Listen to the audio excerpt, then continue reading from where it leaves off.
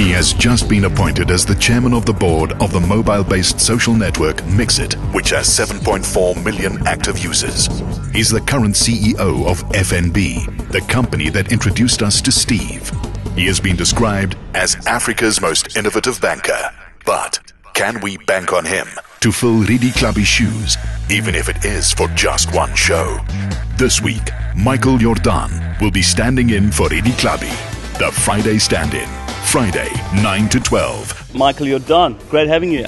Great being here, Kino, and they say there's no business like show business. What did you want to be when you were 7?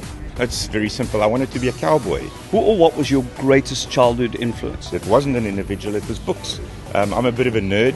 I found a completely different world in books, and I could just live out my dream world there. Who inspired you? I tend to get my energy from other people who have energy and get passionate about things, and I find them everywhere in South Africa. If you had to pick 1, 2, 3, 4, 5 highlights in your career, what would you choose?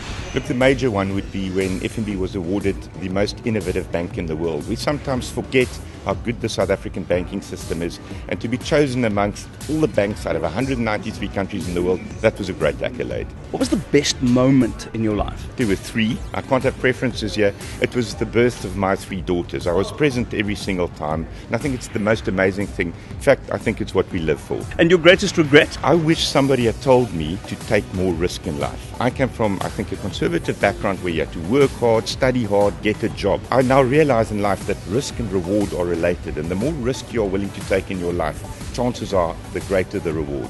And the best advice that you were ever given? Surround yourself with people who are better than you, which in my case is quite easy. I find a lot of people who are better than me, but if you can do that, you've won half the race. Reading, listening, what are you reading, what are you listening to? I tend to read a lot of books at once. I'm reading a book called The Singularity is Near. It's all about what's happening in the world of technology.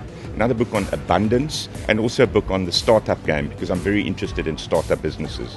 Sundays, how do you spend that? With the family, with friends, usually around the fire with meat on it, lots of red wine, and just talking and laughing.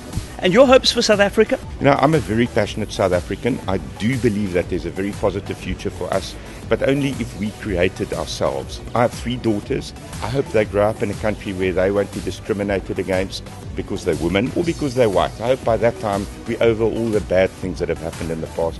I hope that the country is crime-free and that we've developed a national passion for education. Now, on the Friday show, we talk sex, we talk science, and we talk tech.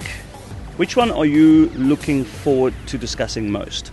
I'm a bit of a geek, so I'm going to go for technology. And one of those other topics is not one I'm really comfortable talking about, so we'll see how that one goes. Michael Jordaan, what a pleasure. Thank you so much, Gina.